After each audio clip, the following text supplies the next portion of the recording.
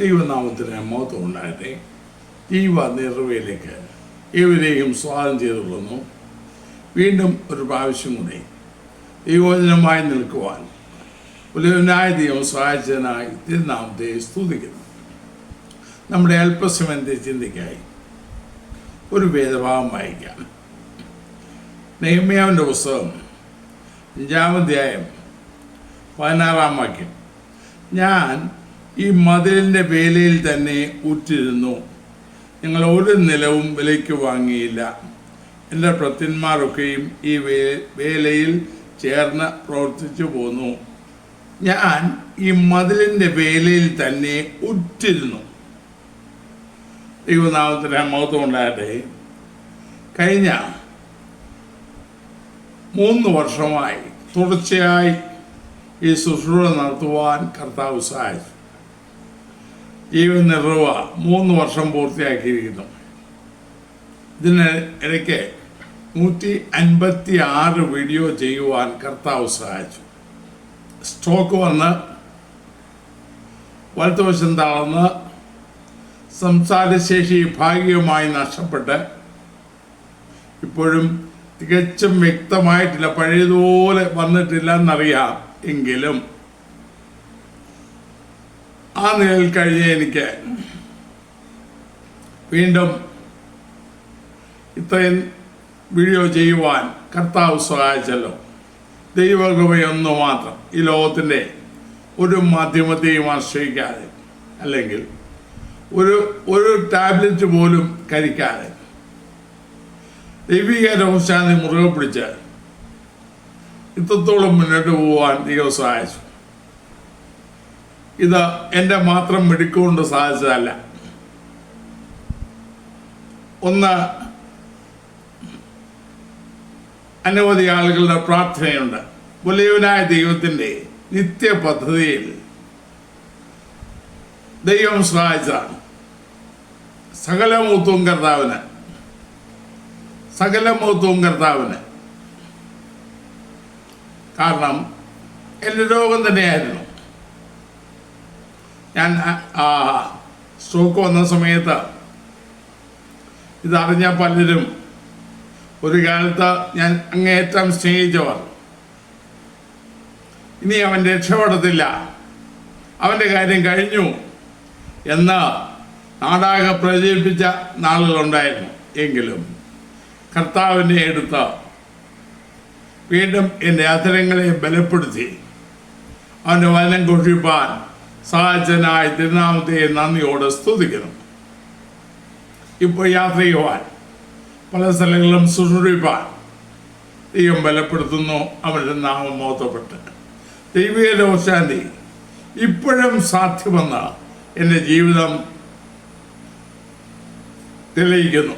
തങ്ങൾ ആശ്രയിക്കുന്നവർക്ക് അവൻ പരിചയ തന്നെ എന്ന ദൈവത്തിലുള്ളതുപോലെ തന്നെ അവൻ്റെ പരിചയമായിരിക്കുന്നു. ഈ ദൗത്യത്തിൽ ഞാൻ ഒറ്റയ്ക്കല്ല, എനിക്ക് വേണ്ടി പ്രാർത്ഥിക്കുന്ന അനേകരുണ്ട്. അതോടൊപ്പം വീഡിയോ എഡിറ്റിങ്ങിന് എന്നെ സഹായിക്കുന്ന അജിത്ത്, അതുപോലെ അപ്ലോഡ് ചെയ്യാൻ സഹായിക്കുന്ന മിഹായ, അവൻ്റെ സഹോദരന്മാർ 2 പേര് മനോയും ജോൺ ബെന്നും. ഇവരോട് എത്ര നന്ദി പറഞ്ഞാലും മതിയാകത്തില്ല. ഇവരെല്ലാം തികച്ചും നിസ്വാർത്ഥമായിട്ടാണ് ചെയ്യുന്നത്. ഇത് സാധ്യമാക്കിയതിന് അവരോടും ഹൃദയംഗമായി നന്ദി അടിസ്ഥാനത്തിൽ പ്രകാശിപ്പിക്കുന്നു. കർത്താവ് കൃപ തരുന്നിടത്തോളം, ദൈവം ദൂത് തരുന്നിടത്തോളം അവൻ്റെ വചനം ഘോഷിപ്പാൻ കർത്താവ് ശരണപ്പെടുന്നു. അവസാന ശ്വാസം വരെ കർത്താവിനെ പ്രസംഗിച്ച് അവൻ്റെ സത്യം അറിയിച്ച് അറിഞ്ഞ സത്യം ഉറക്കെ പറഞ്ഞ് അവസാനിക്കുമെന്നാണ് എൻ്റെ ആഗ്രഹം. ദൈവം സാധിപ്പിക്കും എന്ന് വിശ്വസിക്കുന്നു. ഇനി നമുക്ക് വായിച്ച വാക്യത്തിലോട്ട് തിരിച്ചു വരാം.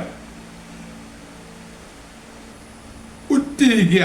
നെഹമ്യാവിനെ കുറിച്ചുള്ള ഈ വായിച്ച വാക്യം നമുക്ക് പിന്നാലെ ചിന്തിക്കാം. ഉറ്റിരിക്കുക, ഉറ്റു നിൽക്കുക. ഉറ്റ മലയാള ഭാഷയിലെ ഒരു പഴയ വാക്കാണല്ലോ ഉറ്റ സ്നേഹിതർ, ഉറ്റ ബന്ധുക്കൾ എന്നൊക്കെ പറയാറുണ്ടല്ലോ.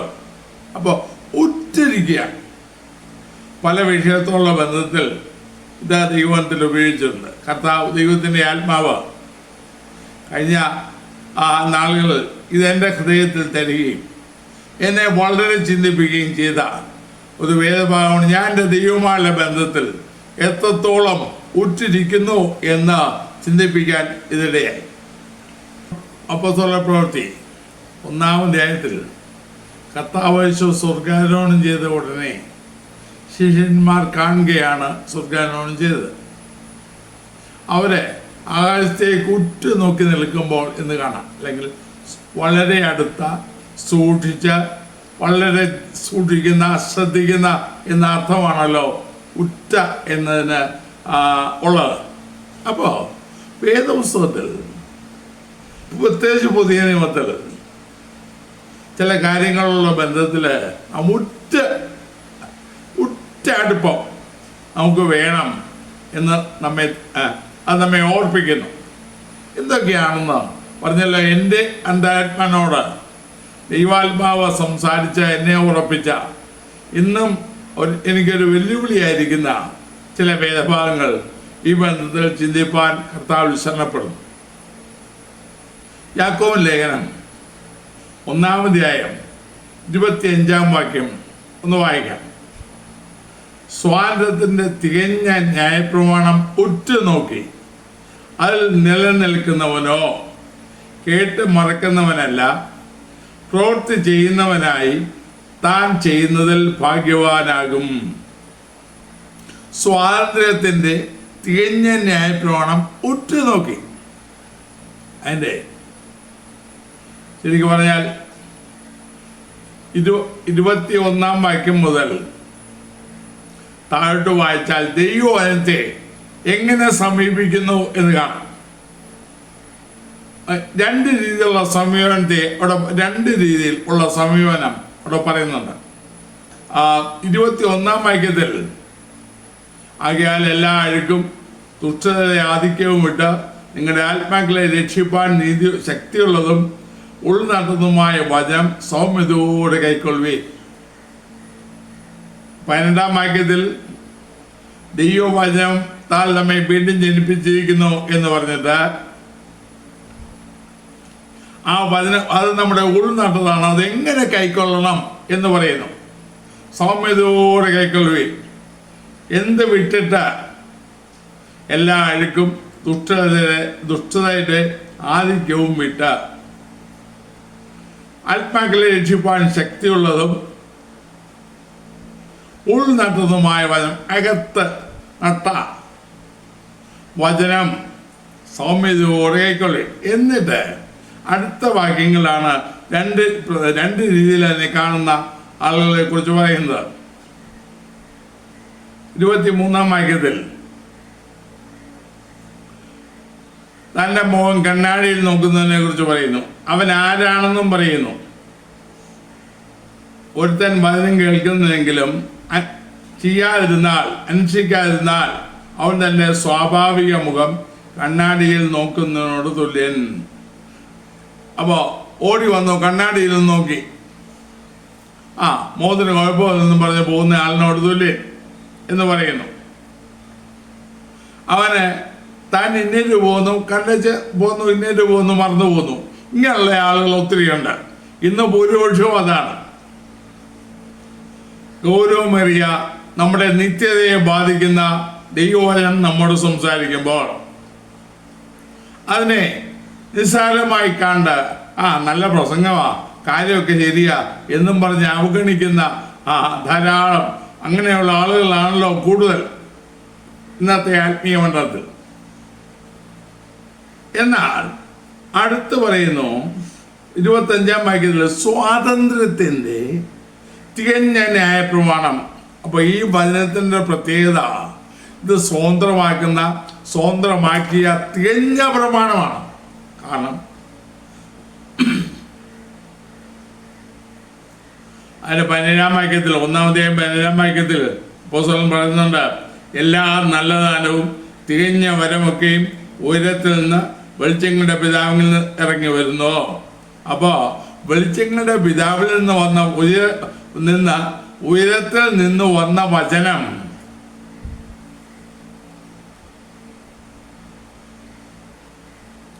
അത് എങ്ങനെ അതിനെ കൈകാര്യം ചെയ്യണം?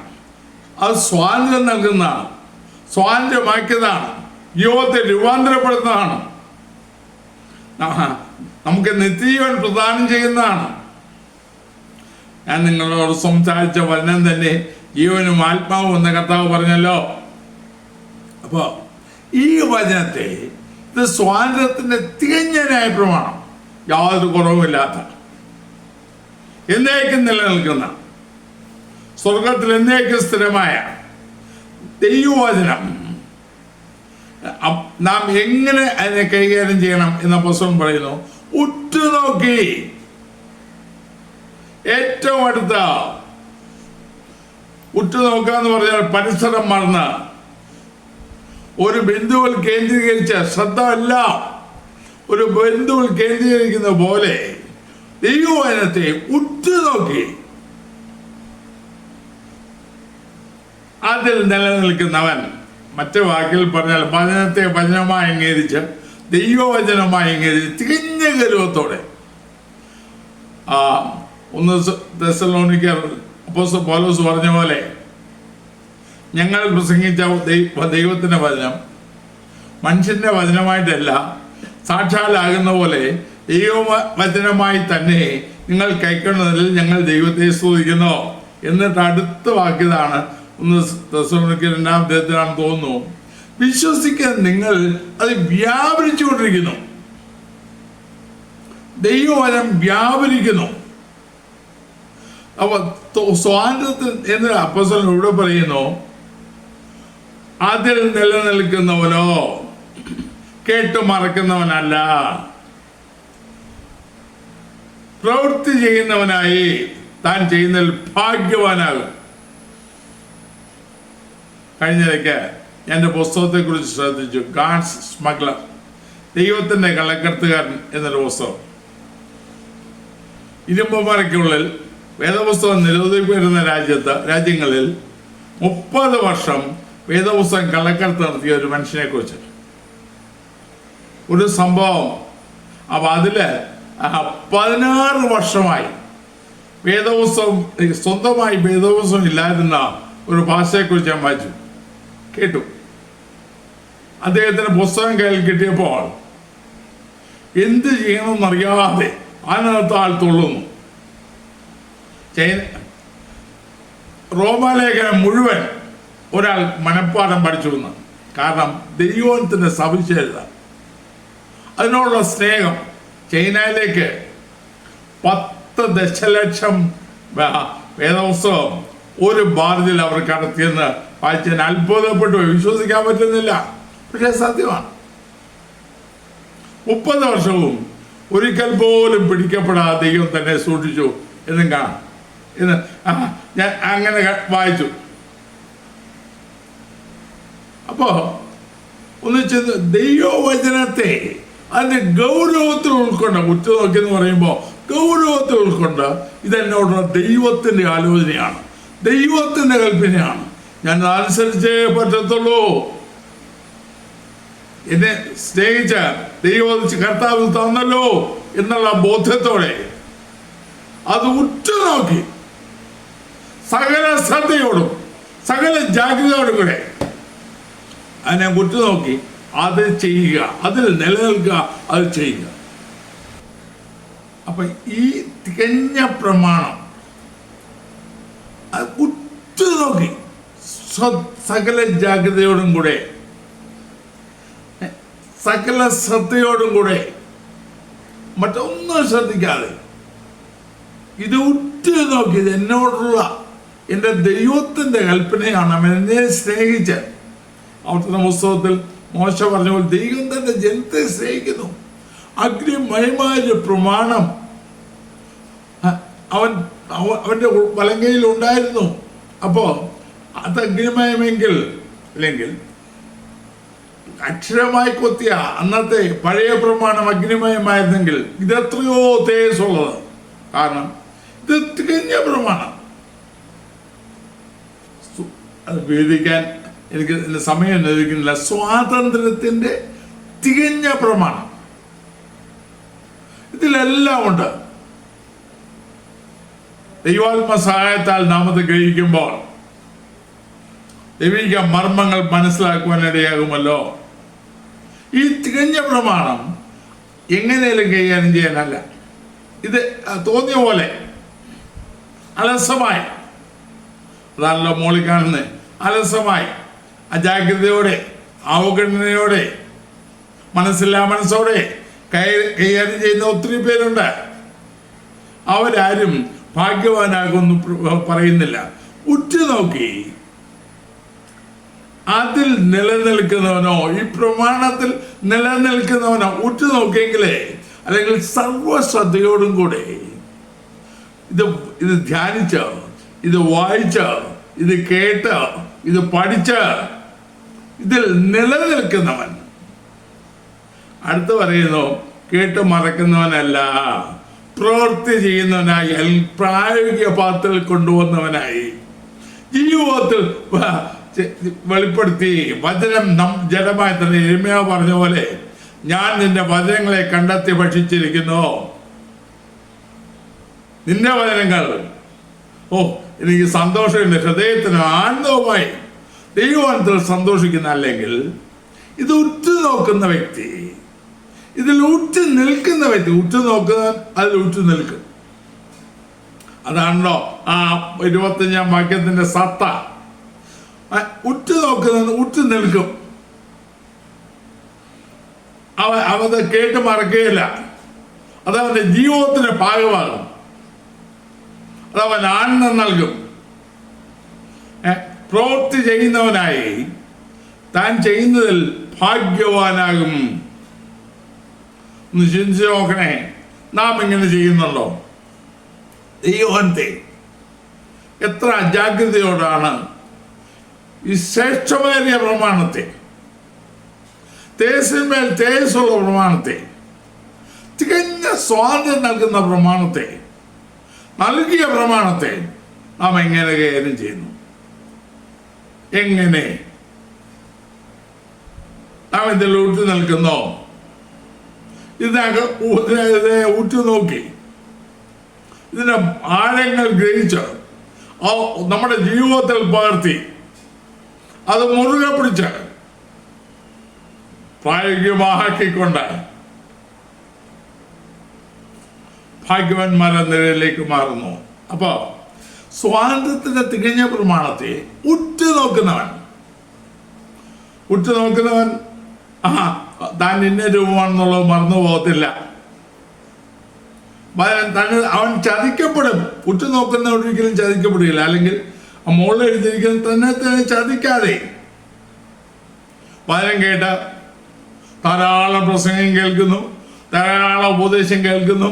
പക്ഷേ ദൈവത്തിന്റെ പ്രമാണം ശരിക്കും എൻ്റെ കർത്താവിന് എന്നോടുള്ള കൽപ്പനയാണ്, എന്നോടുള്ള ആജ്ഞയാണ് എന്ന രീതിയിൽ അത് അനുസരിച്ച് അതിനെ പാലിച്ചാൽ അവൻ ഭാഗ്യവാനാണ്. അപ്പോൾ നമുക്ക് വേണ്ടത് ഈ വെറുതെ നോക്കണത് ഈ അപ്പസ്തലരുടെ 1-ാം അധ്യായത്തിൽ കാണുന്ന ശിഷ്യന്മാരെ കൊണ്ട് ആദ്യത്തെ നോക്കിക്കൊണ്ടിരിക്കുക. അങ്ങനെ നോക്കി എന്നിട്ടൊന്നും പ്രയോജനമില്ല. കുറേ നേരം നിന്ന് കാണും. അപ്പോഴാ രണ്ടുപേര് പ്രത്യക്ഷപ്പെട്ടവരോട് പറയുന്നത്, നിങ്ങൾ ആകാശത്തേക്ക് ഇങ്ങനെ നോക്കി നിൽക്കുന്നത് എന്താ? യേശു സ്വർഗ്ഗാരോഹണം ചെയ്തവൻ വീണ്ടും വരും. വെറുതെ നോക്കുകയല്ല, ശൂന്യതയിലേക്ക് നോക്കുകയല്ല,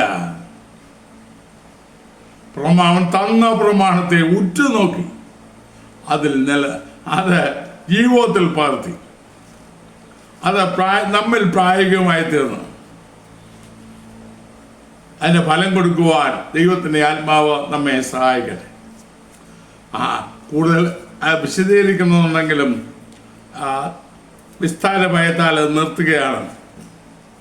അപ്പോൾ സ്വാതന്ത്ര്യത്തിൻ്റെ തികഞ്ഞനായ പ്രമാണത്തെ, അല്ലെങ്കിൽ ദൈവത്തിൻ്റെ പഥ്യോപദേശത്തെ, സൗകര്യമായത് മാത്രമല്ല ദൈവവചനത്തിലെ പഥ്യോപദേശത്തെ, ജീവിതത്തിൻ്റെ എല്ലാ മേഖലയും രൂപാന്തരപ്പെടുന്ന ഉപദേശത്തെ ദൈവാത്മ സഹായത്തിൽ നാം വീക്ഷിച്ച് അതിൽ തന്നെ ശ്രദ്ധിച്ച് അതിൽ തന്നെ ഉറ്റിരുന്നാൽ ഭാഗ്യവാനായി നാം മാറുമല്ലോ. തന്നെ ചതിക്കുന്നവരുടെ കൂട്ടത്തിലല്ല, ഭാഗ്യവാനായി നാം ദൈവമായ കർത്താവ് അത് നമ്മെ സഹായിക്കട്ടെ. മറ്റൊരു കാര്യം പത്രോസിന്റെ 1-ാം ലേഖനത്തിൽ എഴുതിയിട്ടുണ്ട്. 1 പത്രോസ് 1-ാം അധ്യായം 22-ാം വാക്യം. എന്നാൽ സത്യമനുസരിക്കാൽ നിങ്ങളുടെ ആത്മാക്കളെ നിർവ്യാജമായ സഹോദരപ്രീതിക്കായി നിർമ്മലീകരിച്ചിട്ട് ഹൃദയപൂർവം അതിനെ അന്യോന്യം ഉറ്റു സ്നേഹിപ്പിൻ. ഉറ്റു ചെയ്യേണ്ട, അല്ലെങ്കിൽ ഉറ്റിരിക്കേണ്ട മറ്റൊരു കാര്യം ഇവിടെ പത്രോസ് പറയുന്നു. സ്വാതന്ത്ര്യത്തിന് തികഞ്ഞ പ്രമാണത്തിൽ ഉറ്റു നിൽക്കുക മാത്രമല്ല, ഒന്നുകൂടി ഞാൻ ആ വാക്യം വായിക്കാം. എന്നാൽ സത്യം അനുസരിക്കയാൽ നിങ്ങളുടെ ആത്മാക്കളെ നിർവ്യാജമായ സഹോദരപ്രീതിക്കായി നിർമ്മലീകരിച്ചിട്ട് ഹൃദയപൂർവം അന്യോന്യം ഉറ്റു സ്നേഹിപ്പിൻ. അത് ശരിയായി വിശദീകരിക്കണമെങ്കിൽ ചിലപ്പോൾ മണിക്കൂറുകൾ വേണം. ഞാൻ ഇങ്ങോട്ടൊന്നും പോകുന്നില്ല. ഉറ്റു സ്നേഹിപ്പിൻ എൻ്റെ വാക്ക് അവിടെ ഉപയോഗിച്ചിട്ടുണ്ട്. സഹോദരപ്രീതിക്കായി നിർമ്മലീകരിച്ചിട്ട്. അപ്പോസ്തലൻ പറഞ്ഞ വാക്ക് ശ്രദ്ധിക്കണം. ഹൃദയപൂർവം അന്യോന്യം ഉറ്റു സ്നേഹിപ്പിൻ. നല്ല കാര്യമാണ്. ഞങ്ങളെ കൊണ്ട് പറ്റുമോ? പറ്റില്ല. ഞങ്ങൾ ആരാധിക്കാം, തുള്ളാം, ബഹളം ഉണ്ടാക്കാം. പക്ഷേ ഇത് ഞങ്ങളെ കൊണ്ട് പറ്റുകയില്ല. ഏതാ? ഉറ്റു സ്നേഹിപ്പിൻ. ഈ ആ വാക്യം നോക്കാം. നിങ്ങളുടെ ആത്മാക്കളെ നിർവ്യാജമായ സഹോദരപ്രീതിക്കായി നിർമ്മലീകരിച്ചിട്ട്. നിർവ്യാജം, വ്യാജമില്ലാത്ത. അങ്ങനെയാണെങ്കിൽ ആ അളവുകൾ നോക്കുമ്പോൾ ഇന്ന് രക്ഷിക്കപ്പെടുന്നു പറയുന്നവരൊക്കെ ഇവിടെ നിൽക്കോ? നിർവ്യാജമില്ലാത്ത, നിർവ്യാജം, അത്തരം സഹോദരപ്രീതിക്കായി നിർമ്മലീകരിച്ചിട്ട്. അപ്പൊ പല മാലിന്യങ്ങളും അകത്ത് വരും. അതിനെല്ലാം മാറ്റിയിട്ട ഹൃദയപൂർവം ഉറ്റ സ്നേഹിപ്പിൻ. ഉറ്റ സ്നേഹിതന്മാർ എന്ന് പറഞ്ഞ് ഞാൻ കൊണ്ടുനടന്ന പലരും, എൻ്റെ ഇടത്തും വലത്തും കൊണ്ടുനടന്ന പലരും ഇസ്കോറിയാത്ത യൂദയേക്കാൾ വഞ്ചകന്മാരായി മാറിയ അനുഭവം എനിക്കുണ്ട്. ഈ ഒരു ക്ഷമിക്കട്ടെ, ഞാൻ ഒരു കുഴപ്പത്തിനും പോയിട്ടില്ല. ഇന്നത്തെ ആത്മീയ ലോകം ഇതാണ്. പാട്ട് ഭയങ്കര. പാട്ടിൻ്റെ അവസാനത്തിൽ എന്തോ വലിയ മറുഭാഷ വരുന്നു, പിന്നെ കയ്യടി വരുന്നു, വേണമെങ്കിൽ മണിക്കൂറുകൾ നൃത്തം ചെയ്യും. പക്ഷേ ഉച്ചസ്നേഹം പോട്ടെ, ഇതാണ് ഇന്നത്തെ അവസ്ഥ. സ്നേഹം എന്നുള്ളത് തൊട്ട് നയിച്ചിട്ടില്ല. പകയും വിദ്വേഷവും വെറുപ്പും നീരസവും അപവാദപ്രചരണവും, ഇതൊന്നും ഒരു മടിയുമില്ല. യാക്കോബിനെ ചോദിക്കുന്ന പോലെ ഉറവിൻ്റെ ഒരേ ദ്വാരത്തിൽ നിന്ന് കയ്പും മധുരമുള്ള വെള്ളം പുറപ്പെടുമോ? ഇന്നതാ കാണുന്നേ. പ്രസംഗമോ അത് എന്നെ ബാധിക്കുന്നതല്ല, മറ്റുള്ളവർക്കല്ലേ. പൊതുവെ അങ്ങനെയാണല്ലോ, പ്രസംഗിക്കുന്ന മറ്റുള്ളവർക്ക്. എന്നാൽ ഒരു വിരൽ അങ്ങോട്ട് ചുണ്ടുമ്പോൾ മറ്റ് 3 വിരൽ ഇങ്ങോട്ടുണ്ടെന്നുള്ള സത്യം അവർ മറന്നു പോകുന്നു. കുടുംബങ്ങളിൽ, സഭകളിൽ ഇപ്പൊ എവിടെയും കേൾക്കാനുള്ളത് ഭിന്നതയെക്കുറിച്ച്, സ്ഥാനമോഹത്തെക്കുറിച്ച്, അടിയെക്കുറിച്ച്. യാക്കോബിനെ കുറിച്ച് ചോദിക്കുന്നുണ്ടോ, നിങ്ങൾ ചണ്ടയും കലഹവും ഇടുന്ന നിങ്ങളുടെ അവയവങ്ങളിൽ പോരാടുന്ന ദുർമോഹങ്ങളിൽ നിന്നല്ലയോ? പണ്ടൊരു ഭക്തൻ പാടി, സ്നേഹം കുറഞ്ഞുപോയി ത്യാഗികളിൽ, മോഹങ്ങൾ പലതരം വർദ്ധിക്കുന്നേ. ആരെ ചവിട്ടിത്താഴ്ത്തിയാലും എനിക്ക് മേളിൽ കയറണം, അല്ലെങ്കിൽ സ്വയത്തിൽ അധിഷ്ഠമായ സ്വസ്നേഹം. എന്നാൽ ഇവിടെ ദൈവനം പറഞ്ഞ ശ്രദ്ധിക്കുക, നിർവ്യാജമായ സൗരപ്രീതിക്കായി അന്യോന്യം ഉറ്റ സ്നേഹമുള്ളവരായിപ്പിൻ. അല്ലെങ്കിൽ അതിൻ്റെ അർത്ഥം സഹോദരനെ പായിക്കുന്ന ഇരുട്ടിലിരിക്കുന്നു എന്ന് യോഹന്നാൻ പറഞ്ഞല്ലോ. അടുത്ത യോഹന്നാന്റെ ലേഖനത്തിലുണ്ട്, ഇരുട്ടിൽ ഇത് രക്ഷിക്കപ്പെടാമെന്നാ പറയുന്നത്. വെറുതെ വീണ്ടും ജനിച്ചതല്ല പറയാൻ എനിക്ക് മടിയില്ല. അപവാദവും വ്യാജപ്രചരണവും ആകാത്ത ജീവിതവും ഒരു ആത്മനിയന്ത്രണവുമില്ലാതെ ഉള്ള പ്രവൃത്തികളും ഉണ്ടായിട്ട് ഞാൻ ദൈവവചനം പറയുന്നത് കാപട്യമാണ്. കാരണം എത്രയായാലും ഇന്നത്തെ ജനറ്റിക്സ് എന്തൊക്കെ ശാസ്ത്രം അനുസരിച്ച് തന്നെ സ്വഭാവം ഉണ്ടാകുന്നത് മാതാപിതാക്കളിൽ നിന്നാണല്ലോ.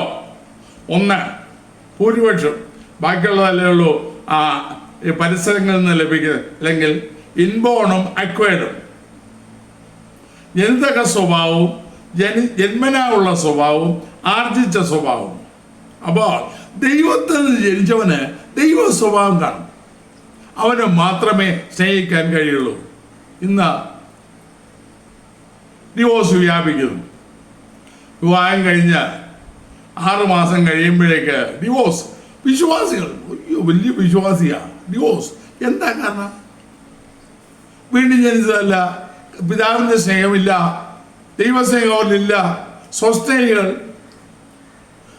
അവർ ദൈവമക്കളെന്ന് ഭാഗത്ത് പറയുന്നതല്ലേ, ജീവിതത്തിലില്ലല്ലോ, ദൈവ സ്വഭാവമില്ലല്ലോ. ഇത് സ്വർഗത്തിൽ പോകാനിരിക്കുക കർത്താവിനോട് കൂടെ എന്നേക്കും. ശുദ്ധ കാവട്യോ അതേനമേ, ശുദ്ധ കാവട്യം. സ്നേഹിക്കാത്തവൻ ദൈവത്തെ അറിഞ്ഞിട്ടില്ല. ഇപ്പൊ ഇവിടെ പത്രോസ് പറയുന്നു ഹൃദയപൂർവ്വം ഉറ്റ സ്നേഹിപ്പിൻ. പൗലോസ് പറഞ്ഞു സ്നേഹം നിർവ്യാജമായിരിക്കട്ടെ.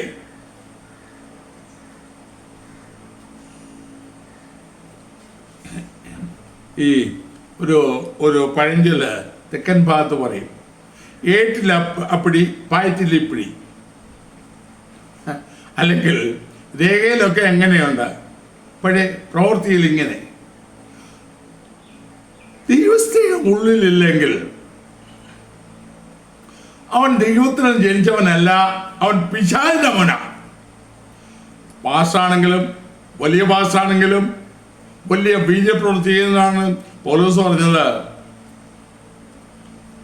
ഞാൻ 1:13 പറഞ്ഞല്ലോ, ചിലമ്പുന്ന കൈത്താളമോ മുഴങ്ങുന്ന ചെമ്പോ ഒക്കെയാ, ശബ്ദം ഉണ്ടാക്കും, ഒരു കാര്യമില്ല.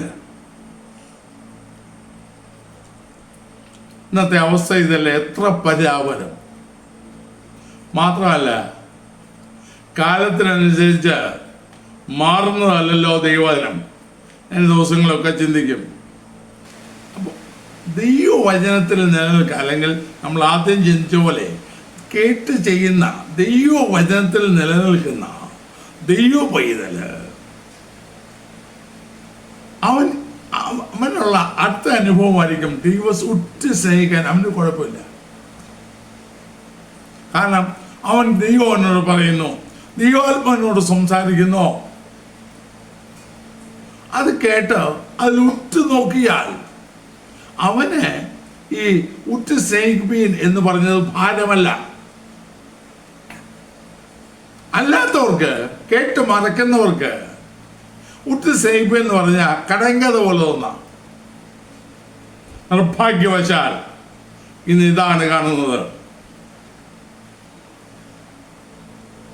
ലേഖനത്തിൽ 1 കൊരിന്ത്യർ 16-ാം അധ്യായത്തിൽ അപ്പോസ്തലൻ ഇങ്ങനെ പറഞ്ഞല്ലോ,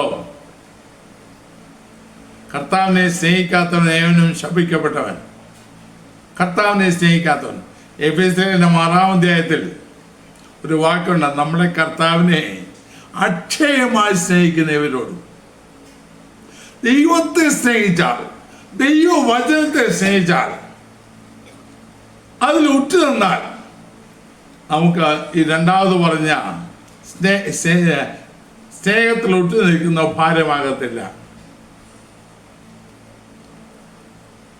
ഉറ്റ് സ്നേഹിപ്പിൻ. എഫേസ്യർ 5-ാം അധ്യായത്തില് ഇങ്ങനെ കാണുന്നല്ലോ, പ്രിയ മക്കൾ എന്ന പോലെ ദൈവത്തെ അനുകരിപ്പിൻ.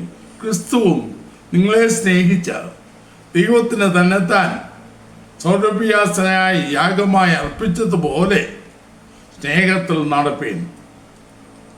23-ാം വാക്യത്തിലുണ്ടല്ലോ, കെടുന്ന ബീജത്താലല്ല, കെടാത്തതിനാൽ ജീവനുള്ളതും നിലനിൽക്കുന്നതുമായ ദൈവൻ വചനത്താൽ തന്നെ നിങ്ങൾ വീണ്ടും ജനിച്ചിരിക്കുന്നു.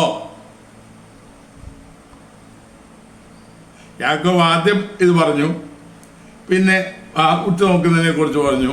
എന്നാൽ പത്രോസ് സ്നേഹത്തെ കുറിച്ച് പറഞ്ഞേച്ച് ഇത് പറഞ്ഞു, നിങ്ങൾ വീണ്ടും ജനിച്ചിരിക്കുന്നു. വീണ്ടും ജനിച്ചതിന്റെ ലക്ഷണമാണ് ആത്മാർത്ഥമായ എന്താവും എന്നില്ലല്ലോ, ആത്മാർത്ഥമായ ദാസ്ഥാനം എന്നില്ലല്ലോ, ആത്മാർത്ഥമായ ഏറ്റുപറച്ചില്ലല്ലോ. അപ്പോൾ അതിനെക്കുറിച്ച് പറഞ്ഞാൽ ഒത്തിരി പറയേണ്ടി വരും. ഞാൻ വിചാരിച്ചത് ഇതെല്ലാം കൂടെ ഒറ്റ വീഡിയോയിൽ നിർത്താവുന്നതാണ്. എന്നാൽ ആ സമയം കഴിഞ്ഞു പോകുന്നതുകൊണ്ട് ഞാനത് നിയന്ത്രിക്കാൻ കർത്താവിന് വെച്ചാൽ ബാക്കിയുള്ള കാര്യങ്ങൾ അടുത്ത വീഡിയോയിൽ ചെയ്യാം. ഇപ്പോൾ 2 കാര്യങ്ങൾ ഞാൻ പ്രധാനമായിട്ട് പറഞ്ഞു. സ്വാതന്ത്ര്യത്തിൻ്റെ തികഞ്ഞ ന്യായപ്രമാണത്തെ, അല്ലെങ്കിൽ ദൈവത്തെ പത്യോപദേശത്തെ ഉറ്റുനോക്കി അത് നിലനിന്നോ, അത് ജീവിതത്തിൽ പകർത്തി മുന്നോട്ട് പോയാൽ അവൻ ഭാഗ്യവാനാകും. ഇല്ല എങ്കിൽ വചനം കേട്ടിട്ട് അത് ചെയ്യാതിരുന്നാൽ അവൻ സ്വയം വഞ്ചിക്കും, നിർഭാഗ്യവാനായിരിക്കും. നമുക്കത് സംഭവിക്കരുത്. അതുമാത്രമല്ല, നമ്മൾക്കൊരു വിശേഷ ജന്മമാണ് ദൈവം തന്നത്. അപ്പോൾ നിർവ്യാജമായ വ്യാജമില്ലാത്ത, മായമില്ലാത്ത, കലർപ്പില്ലാത്ത സഹോദരപ്രീതിക്കായി, സഹോദരസ്നേഹത്തിനായി നിർമ്മലീകരിച്ച്, ഇടയ്ക്ക് അതിന് വിധമായ പലതും വരും. അത് വിട്ട, അല്ലെങ്കിൽ അത് നമ്മുടെ ശരീരത്ത് മാലിന്യങ്ങൾ ഉണ്ടാകുന്നതുകൊണ്ടാണല്ലോ നാം ദിവസവും കുളിക്കുന്നത്. അതുപോലെ ജീവിതത്തിൽ ദിവസത്തിലിരുന്ന നമ്മുടെ ബന്ധത്തെ തകരാറിലാക്കുന്ന സകലത്തെയും കണ്ട് അവയെ ഏറ്റുപറഞ്ഞ് നിർമ്മലീകരിച്ചിട്ട്, ആത്മാക്കളെ നിർമ്മലീകരിച്ചിട്ട് നിർവ്യാജമായ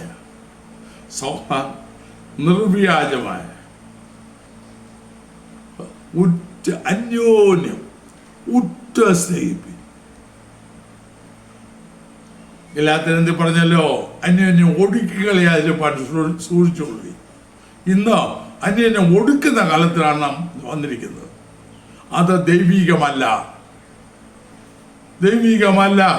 പ്രിയമുള്ളവരെ, നമുക്ക് വളരെ സൂക്ഷിക്കാം. പലപ്പോഴും ഞാൻ പറയാറുണ്ട്, ഒരു പ്രശ്നം വന്നാൽ നിരപ്പ് പ്രാപിക്കാൻ ദൈവം തന്നിരിക്കുന്ന സമയം സൂര്യാസ്തമനം വരെയാണ്. അതിനുള്ളിൽ നിരന്നോണം. എന്നാൽ ഇന്നോ ഹൃദയകാഠിന്യത്തിൽ ഒന്നിനെ കഠിനപ്പെട്ട് പിശാചിന് ഇടം കൊടുത്ത് തങ്ങളും ദൈവത്തിൻ്റെ വിശുദ്ധന്മാരാണെന്ന് സങ്കല്പിച്ച് സ്വയം വഞ്ചിച്ചു പോകുകയല്ലേ നാം കാണുന്നത്. ഉറ്റ സ്നേഹിക്കുന്ന, ദൈവവചനത്തിൽ ഉറ്റിരിക്കുന്ന, ദൈവവചനത്തെ ഉറ്റു സ്നേഹിക്കുമ്പോൾ ചിലപ്പോൾ പല നഷ്ടങ്ങളും സംഭവിക്കും. എന്നാലും ഒന്നിനും അതിനെ വകവെക്കാതെ ഉറ്റു സ്നേഹിച്ചു, ചുരുക്കി പറഞ്ഞാൽ ദൈവസ്നേഹം വെളിപ്പെടുത്തി, ദൈവത്തിൻ്റെ സ്നേഹം നമ്മുടെ ജീവിതത്തിൽ കൂടെ വെളിപ്പെടുത്തി ദൈവമക്കളായി ലോകത്തിൽ വിളിക്കുന്നത് എത്ര ഭാഗ്യം. മറ്റു ചില കാര്യങ്ങളോടുകൊണ്ട് കർത്താവിന് വെച്ചാൽ വേറൊരു വീഡിയോ ആയിട്ട് ചെയ്യാം. ദൈവത്തിൽ ഉറ്റുനിൽക്കുക, വചനത്തെ എല്ലാ ജാഗ്രതയോടും കൂടെ ദൈവത്തെ പാലിക്കുക, ദൈവജനത്തെ ഉറ്റു സ്നേഹിക്കുക. കർത്താവ് ഇത് ആഗ്രഹിക്കുന്നു. അതല്ലാതെ നമ്മുടെ ഭക്തൻ എന്ന് പറഞ്ഞ് നടന്നാൽ നമ്മുടെ ഭക്തിയെല്ലാം വെറുതെയാണ്. ദൈവം നമ്മെ ഉപയോഗിക്കത്തില്ല, ദൈവം നമ്മെ നടത്തത്തില്ല. നാം സങ്കല്പിക്കുമ്പോൾ കർത്താവിൻ്റെ കൂടെ എൻ്റെ പോക്കറ്റില്ല എന്ന് നാം പറഞ്ഞേക്കും. ഒരു കാര്യം,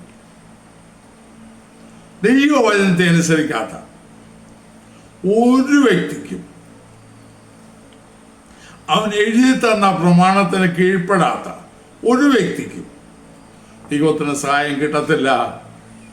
ഭയപ്പെടാം, ദൈവകൃപയിലേക്ക് മടങ്ങി വരാം. ദൈവത്തിൻ്റെ പരിശുദ്ധാത്മാവ് നമ്മെ അതിനായി സഹായിക്കട്ടെ. നമുക്ക് പ്രാർത്ഥിക്കാം. കർത്താവേ, സ്നേഹവനായ സ്വർഗീയ പിതാവേ, ഞങ്ങൾക്ക് എന്ന നല്ല സമയത്തിനായി സ്തോത്രം. അതാ നിങ്ങൾ ഉറ്റു നിൽക്കേണ്ട ചില കാര്യങ്ങളോട് ചിന്തിപ്പാണ്ടിയാക്കിയല്ലോ. കർത്താവേ, സ്വാതന്ത്ര്യത്തിന് തികഞ്ഞ പ്രമാണം അങ്ങ് നിങ്ങൾക്ക് തന്നിരിക്കുക. അത് ഉറ്റു നോക്കി സകല ജാഗ്രതയോടും കൂടെ അതിനനുസരിച്ച് ആ ജീവിതത്തിൽ പ്രവർത്തി നിങ്ങൾ ഭാഗ്യന്മാരായി തീരുവാൻ സഹായിക്കണം. അതേപോലെ ഉറ്റ സ്നേഹിക്കുന്ന കർത്താവ് ഞങ്ങളെ സ്നേഹിച്ചതുപോലെ സ്നേഹിപ്പാൻ കഴിയുന്ന അവസ്ഥയിലേക്ക് ദൈവത്തിൻ്റെ ആത്മാവ് നിങ്ങളെ നടത്തണമേ എന്ന് പ്രാർത്ഥിക്കുന്നു. അതാ എന്നെ കേൾക്കുന്ന പ്രിയപ്പെട്ടവരോട് അവിടുന്ന് സംസാരിക്കണമേ. ഞങ്ങളുടെ ജീവിതം ദൈവത്തിന് പ്രസാദമായി തീരുവാൻ ദൈവത്തിൻ്റെ ആത്മാവ് ഇടയാക്കണമേ. നിങ്ങളുടെ നാമത്തെ ഞങ്ങൾ മഹത്വപ്പെടുത്തണമേ. ഞങ്ങളെ തന്നെ ചതിക്കുന്നവരായിട്ടല്ല, ഞങ്ങളെ തന്നെ വഞ്ചിക്കുന്നവരായിട്ടല്ല, ഭാഗ്യവാന്മാരായി മാറുവാൻ ദൈവാത്മാവ് ഇടയാക്കണം. യേശു ക്രിസ്തുവിന്റെ നാമത്തിൽ പിതാവേ, ആമേൻ. ഈ വീഡിയോ നിങ്ങൾക്ക് അനുഗ്രഹമായെങ്കിൽ മറ്റുള്ളവർക്കും ഷെയർ ചെയ്ത് കൊടുക്കുക. നിങ്ങൾക്കായി പ്രാർത്ഥിക്കുക. ദൈവമായ കർത്താവ് നിങ്ങളെ ധാരാളമായി അനുഗ്രഹിക്കുമാറാകട്ടെ.